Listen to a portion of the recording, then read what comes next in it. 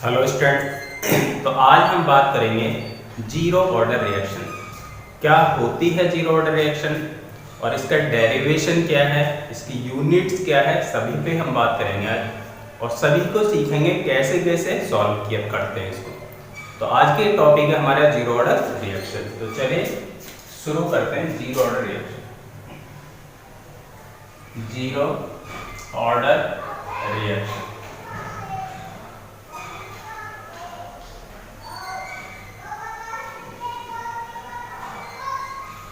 Zero order reaction. तो हमने order of reaction क्या होती हैं पिछले लेक्चर में हमने डिस्कस कर लिया था। तो उस पर बताया था आपको zero order reaction, first order reaction, second order reaction और थर्ड ऑर्डर रिएक्शंस। तो हम उसमें सबसे पहले बात करें आज जीरो ऑर्डर रिएक्शन की। तो जीरो ऑर्डर रिएक्शन देखो क्या होती है, यानी जब अभिक्रिया की दर अभिकारक पदार्थ की सांद्रता पर निर्भर नहीं करती है तो वो रिएक्शन होगी जीरो ऑर्डर रिएक्शन। ठीक है, तो ध्यान रखना, जब अभिक्रिया की दर अभिकारक पदार्थ की सांद्रता पर निर्भर नहीं करती है तो उसकी क्या होगी, जीरो ऑर्डर रिएक्शन। तो अब यानी अभिक्रिया की दर जिस अभिकारक सांद्रता पर निर्भर नहीं कर रही है तो इसको उसकी सांद्रता कैसी होगी, स्थिर होगी और इसकी पावर क्या बन जाएगी, जीरो। तो देखिए कैसे इसको सॉल्व करते हैं।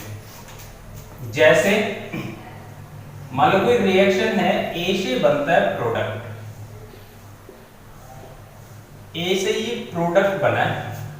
अब लॉ ऑफ मास एक्शन कहता है कि जो रेट ऑफ रिएक्शन है वो रिएक्टेंट की कंसंट्रेशन के प्रोपोर्शनल होता है। तो लॉ ऑफ मास एक्शन से निकालते हैं, तो rate of reaction, rate of reaction ये प्रोपोर्शनल है कंसंट्रेशन ऑफ ए।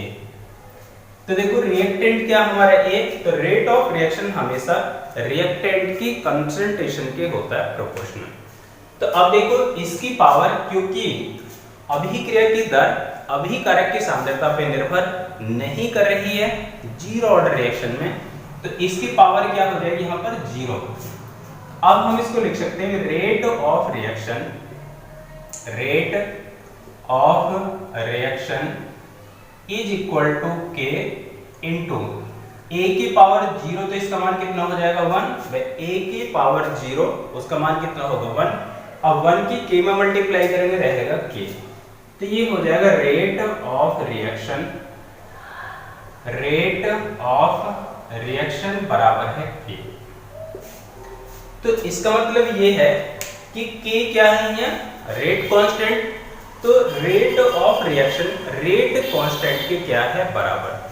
तो सीधी सी बात है, जब रेट ऑफ रिएक्शन किसके इक्वल है, रेट कांस्टेंट के बराबर है, तो रेट ऑफ रिएक्शन यहाँ कैसे कांस्टेंट होगी।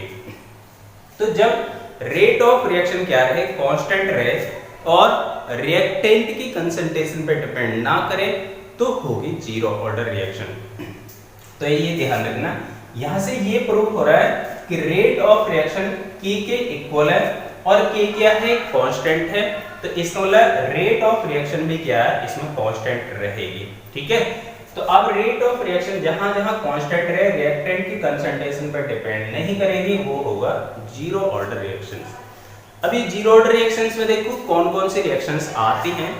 ये क्या है, आपको बताया था ऑर्डर ऑफ रिएक्शन क्या है, एक्सपेरिमेंटली ज्ञात की गई है, एक्सपेरिमेंट द्वारा इनको पता लगाया गया है। कौन कौन सी होती है, क्या क्या इनके एग्जांपल्स हैं और कौन कौन सी रिएक्शन जीरो ऑर्डर रिएक्शंस के अंदर आती हैं, वो उस पे हम देखते हैं। तो देखो भी examples of zero order reaction, examples of zero order reaction.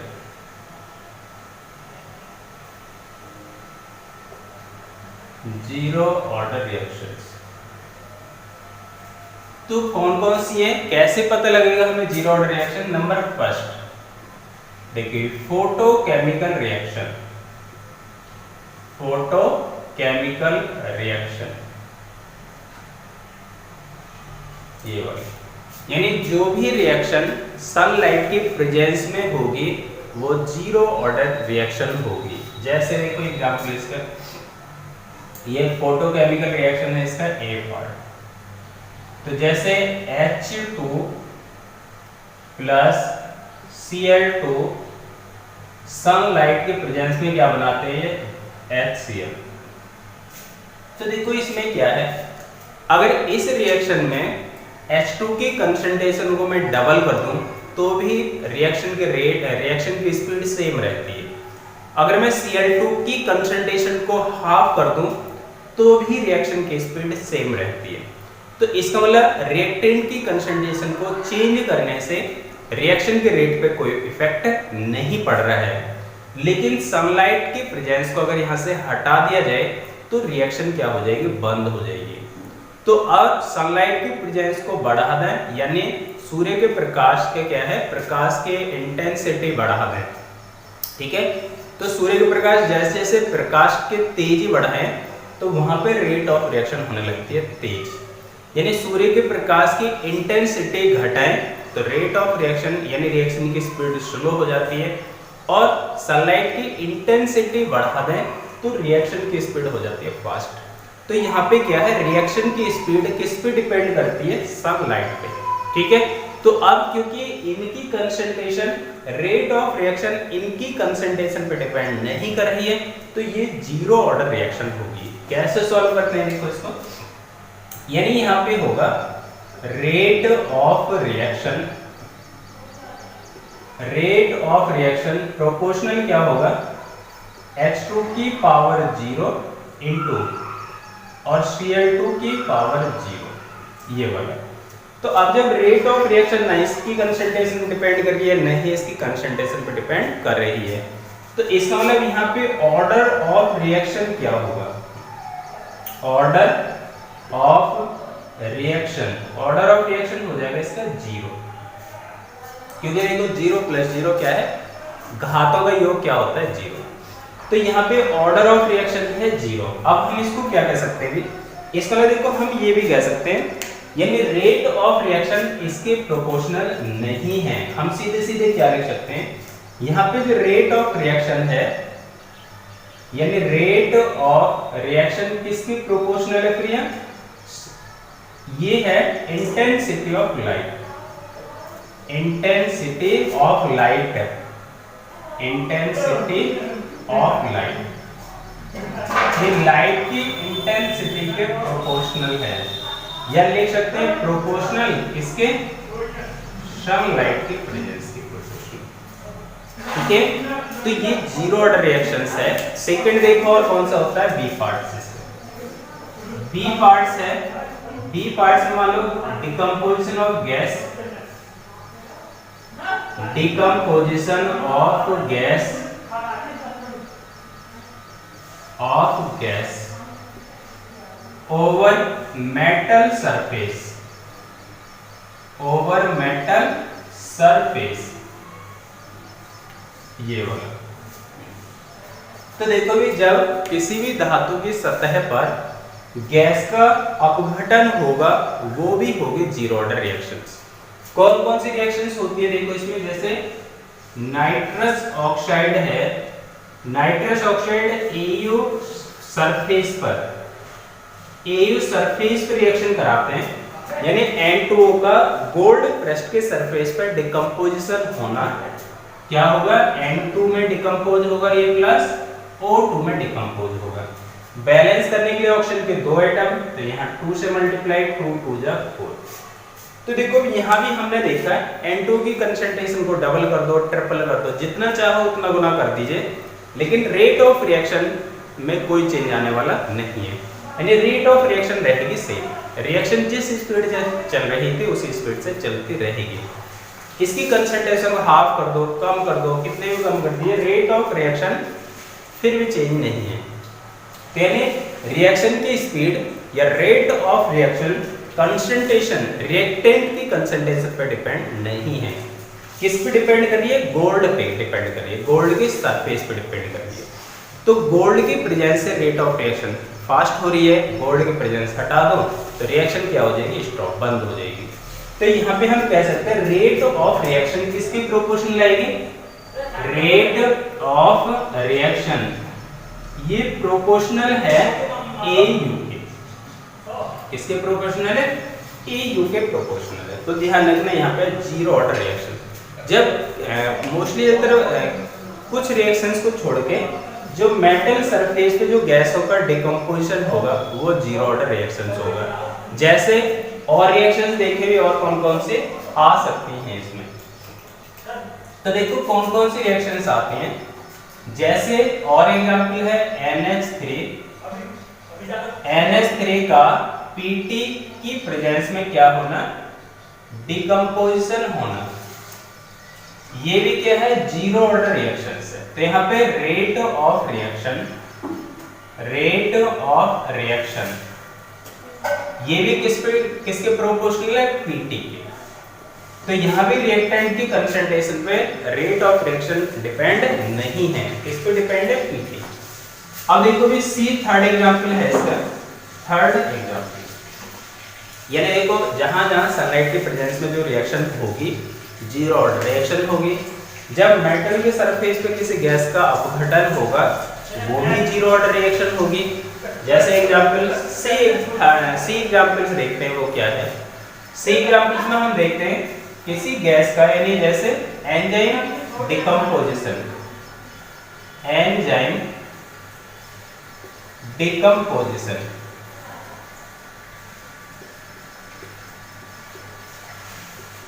Enzyme decomposition यानी एंजाइम की उपस्थिति में किसी पदार्थ का डिकम्पोजिशन होना, ये भी क्या है जीरो ऑर्डर रिएक्शन। ठीक है, तो मेनली क्या है photochemical reaction, decomposition of gas over metal surface. ठीक है, ये एंजाइम डिकम्पोजिशन और बहुत सारी रिएक्शंस हैं, तो भी क्या है जीरो ऑर्डर रिएक्शंस के अंदर आती है। तो तीनों पॉइंट ध्यान रखना ये वाले। एक देखो एक रिएक्शन और आ जाती है इसमें, जैसे एंजाइम डिकम्पोजिशन में हाइड्रोजन आयोडाइड इसी में दिखा सकते हैं, यानी हम कह सकते हैं सी पॉइंट ये भी बता सकते हैं decomposition decomposition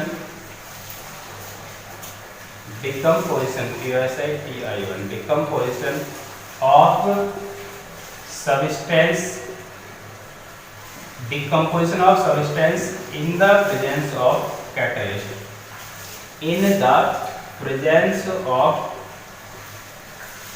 catalyst, in the presence of catalyst। तो देखो इसमें कौन से एग्जांपल्स आते हैं, जैसे हाइड्रोजन आयोडाइड है, हाइड्रोजन आयोडाइड का किसी कैटलिस्ट के प्रेजेंस में अपघटन होना, किसमें अपघटन होना, H2 प्लस I2। तो यहाँ कितने हैं, दो। तो रेट ऑफ रिएक्शन ये किस पे डिपेंड करेगी, कैटलिस्ट पे। किस पे डिपेंड करेगी, कैटलिस्ट पे, यानी रेट ऑफ रिएक्शन ये प्रोपोर्शनल है कैटलिस्ट,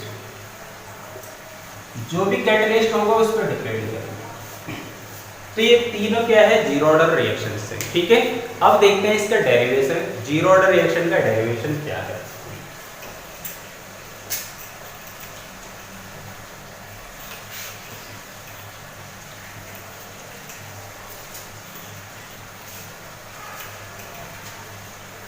तो ध्यान रखना जीरो ऑर्डर रिएक्शन, सनलाइट के प्रेजेंस में कोई रिएक्शन हो रही है जीरो ऑर्डर रिएक्शन, और मेटल सरफेस पे किसी गैस का अपघटन हो रहा है तो जीरो ऑर्डर रिएक्शन, और किसी सब्सटेंस का कैटलिस्ट की प्रेजेंस में क्या हो रहा है, अपघटन, वो भी जीरो ऑर्डर रिएक्शन। यानी कैटलिस्ट कुछ भी हो सकता है वहां पर।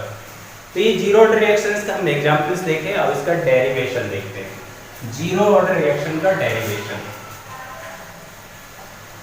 यानी derivation of zero order reaction. तो इसमें देखो derivation of zero order reaction,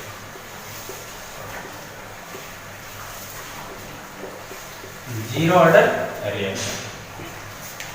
तो देखो डेरिवेशन इसका बहुत सिंपल है, कैसे कैसे हल करते हैं उसको ये भी देखिए।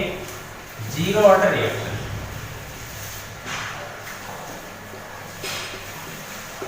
Zero order reaction. तो देखिए भी डेरिवेशन कैसे करते हैं, बहुत सिंपल है, बहुत इजी है। तो देखो पहले जैसे हमने ऐसे कोई प्रोडक्ट बनाया, ऐसे ये बना प्रोडक्ट, ठीक है। अब मान लो टाइम इसका रिएक्शन का है जीरो, टाइम क्या है इसका जीरो। तो टाइम जीरो का मतलब है कि रिएक्शन शुरू ही नहीं हुई, तो प्रोडक्ट भी क्या बनेगा, जीरो, तो प्रोडक्ट हुआ जीरो। और मान लीजिए रिएक्टेंट की कंसंट्रेशन क्या है वहां पर ए, ठीक है। अब T बराबर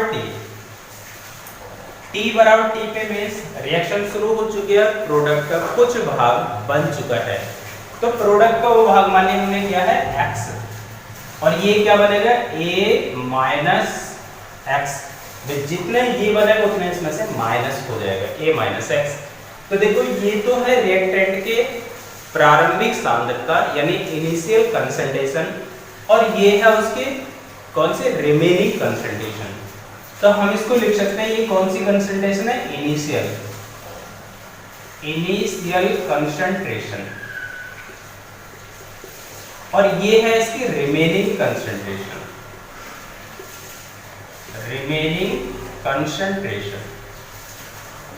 तो ध्यान रखना है प्रारंभिक मात्रा और ये शेष मात्रा। अब इसको देखो सॉल्व करते हैं।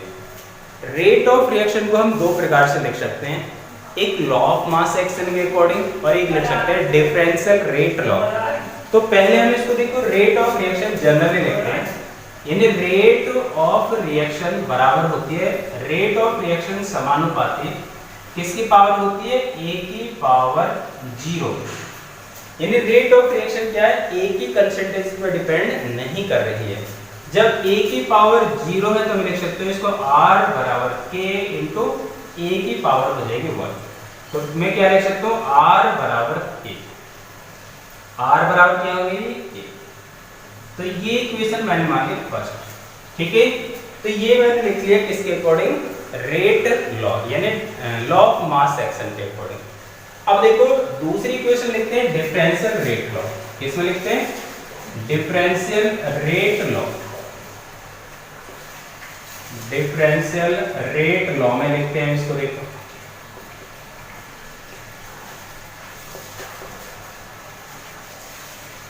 तो डिफरेंशियल रेट लॉ में पता है किसको लिखते हैं, रेट ऑफ रिएक्शन को dx बाई dt से लिखते हैं। तो यहाँ पे क्या है dA, तो मैं इसको लिख सकता हूँ, देखो ये रिएक्टेंट के लिए रेट ऑफ रिएक्शन क्या होती है नेगेटिव, और प्रोडक्ट के लिए होती है पॉजिटिव, ठीक है। तो अब हम यहाँ लिख रहे हैं प्रोडक्ट के लिए, तो रेट ऑफ रिएक्शन dA क्या लिखेंगे, dA बाई dt, क्या लिखेंगे इसको, dA बाई dt, या इसको लिख लीजिए dx बाई dt, ठीक है। तो यहाँ पे क्या लिख लिया हमने dA बाई dt, या क्या लिख लिया इसको x, तो यहाँ पे क्या आ जाएगा माइनस, यहाँ पे क्या आ गया माइनस, ठीक है। या इसको dx बाई dt लिख लीजिए, क्या लिख लिया इसको dx बाई dt, x मान लिया, यानी x क्या है कंसंट्रेशन ऑफ A और d क्या है change in concentration of x, तो माइनस dx बाई dt बराबर क्या आ जाएगा r, तो माइनस dx बाई dt क्या है r के इक्वल होता है, तो r की वैल्यू क्या है हमारे पास k, तो k रख दें यहाँ पर, तो माइनस dx बाई dt बराबर क्या आ जाएगा k, ठीक है। dt को उधर ले जाओ, k के मल्टीप्लाई में चला जाएगा, तो ये बनेगा माइनस dx बराबर k dt, ठीक है। बट dt को उधर ले गए k के साथ, तो मल्टीप्लाई में होगा k dt। अब इसका इंटीग्रेशन कर दो दोनों साइड का, तो इंटीग्रेशन करेंगे हो जाएगा माइनस को बाहर ले लिया, और ये बन जाएगा dx बराबर k को भी बाहर ले लिया, और ये बन गया dt, ठीक है। इंटीग्रेशन जब हमने किया माइनस को बाहर रख लिया, dx का इंटीग्रेशन किया, k को बाहर लेकर dt का इंटीग्रेशन। अब इसकी लिमिट लगाते हैं, देखो ये इसके टाइम की लिमिट क्या है t और 0, यानी 0 से लेकर t तक, इसकी लिमिट है 0 से t, और x कंसंट्रेशन की लिमिट क्या है a से a माइनस x, इसकी लिमिट ये है। तो ध्यान रखना t की लिमिट 0 से t और कंसंट्रेशन की लिमिट है a से a माइनस x। तो देखो dx का इंटीग्रेशन क्या होता है x, तो ध्यान रखना dx का इंटीग्रेशन होता है x, तो हम यहाँ पे लिख लेंगे इसको x माइनस, और x की पावर क्या आ जाएगी a से a माइनस x, और बराबर ये क्या आ जाएगा k, और इसका इंटीग्रेशन हो जाएगा t की पावर 0 से t, तो ध्यान रखना dx का इंटीग्रेशन पूरे का क्या होगा x, पावर वही रहेगी a माइनस एक्स ए, फिर बराबर देखो t का इंटीग्रेशन क्या होगा t, यानी d से ये कैंसिल, d से ये कैंसिल, तो 0 से t। अब देखो ये upper limit minus lower limit, upper limit minus lower limit, तो इसको माइनस कर देंगे तो ये बनेगा माइनस अपर लिमिट, ये तो होगा माइनस को तो बाहर ले लिए, a minus x minus lower limit a बराबर क्या आ जाएगा kt, यानी kt माइनस 0, ऐसे लिख सकते हैं इसको। तो देखो ये होगा माइनस को बाहर, upper limit minus lower limit a minus x minus a बराबर के upper limit minus lower limit, ठीक है। अब माइनस को अंदर लेंगे तो क्या हो जाएगा माइनस a और माइनस माइनस होगा प्लस, और फिर ये भी क्या होगा प्लस a और बराबर ही आ जाएगा kt, t में से 0 गया t बचेगा वही, तो देखो माइनस और माइनस माइनस प्लस और फिर ये माइनस माइनस प्लस बराबर क्या होगा kt, a से क्या हो जाएगा a से a हो गया कैंसिल, तो ये क्या बचेगा भी x बराबर kt, क्या बचे x बराबर kt, कहाँ लिखे यहाँ लिख देते हैं, तो ये बचे भी x बराबर kt, यही तो बचा ना x बराबर kt, या क्या लिख सकते हैं इसको k बराबर लिख देंगे इसको x अपॉन t, ये वाला फॉर्मूला प्रूव हो गया। तो ये फॉर्मूला ही कहलाता है जीरो ऑर्डर रिएक्शन, ध्यान रखना। तो k बराबर x अपॉन t किसका फॉर्मूला बना, जीरो ऑर्डर रिएक्शन। अब देखो अगर हम चाहें इसी फॉर्मूले से इसकी यूनिट भी हम बता सकते हैं क्या है, तो यूनिट भी देखते हैं, इसको कॉपी करो फिर देखते हैं इसकी यूनिट क्या है, तो कॉपी करिए इसको।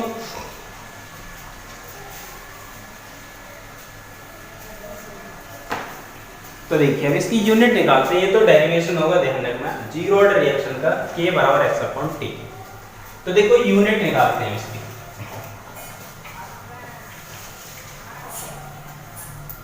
Unit of zero order reaction, unit of zero order reaction,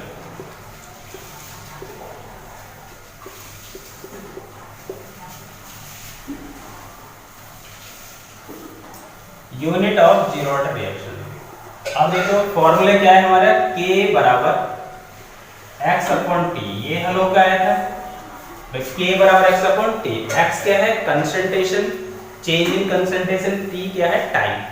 तो बताइए कंसंट्रेशन की यूनिट क्या होती है, मोल पर लीटर, और t क्या है यहाँ टाइम, तो हम लिख सकते हैं इसकी कंसंट्रेशन की यूनिट है मोल पर लीटर, और अपॉन में क्या है इसके टाइम, अपॉन में क्या है टाइम, तो बराबर देखो x कंसंट्रेशन और कंसंट्रेशन की यूनिट है मोल पर लीटर, अपॉन में क्या है t टाइम, तो ये तो है कंसंट्रेशन, कंसंट्रेशन और ये क्या है टाइम, तो कंसंट्रेशन की यूनिट क्या है मोल पर लीटर, मोल पर लीटर, तो मैंने इसको रख दिया यहाँ पर, तो मोल पर लीटर पर टाइम, ऊपर लेके इसको तो बनेगा मोल, क्या बनेगा मोल लीटर इनवर्स, और क्या बने time inverse, mole litre inverse और टाइम इनवर्स। टाइम किसमें हो सकता है, टाइम की जगह पर हो सकता है सेकंड भी हो सकता है, सेकंड इनवर्स या मिनट इनवर्स हो सकता है, क्या हो सकता है ये सेकंड इनवर्स या मिनट इनवर्स। तो ये जीरो ऑर्डर रिएक्शन की होती है यूनिट।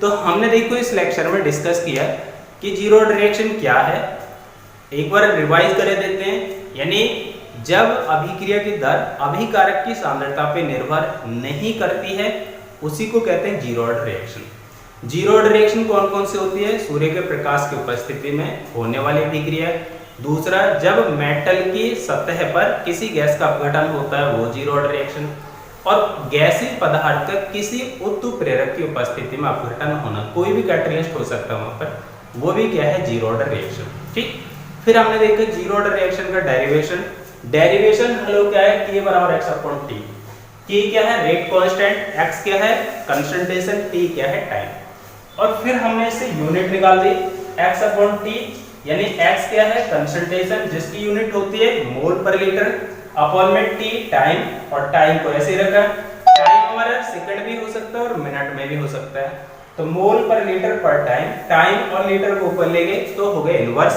तो बना मोल लीटर इनवर्स और बना टाइम इनवर्स। तो जीरो ऑर्डर रिएक्शंस कंप्लीट हुआ हमारा। इसके बाद नेक्स्ट लेक्चर हम बात करेंगे first order reaction and then second order reaction and then third order reactions. ठीक है, तो इस लेक्चर को करते हैं समाप्त और मिलते हैं नेक्स्ट लेक्चर में फर्स्ट ऑर्डर रिएक्शन के साथ। तो थैंक यू वेरी मच।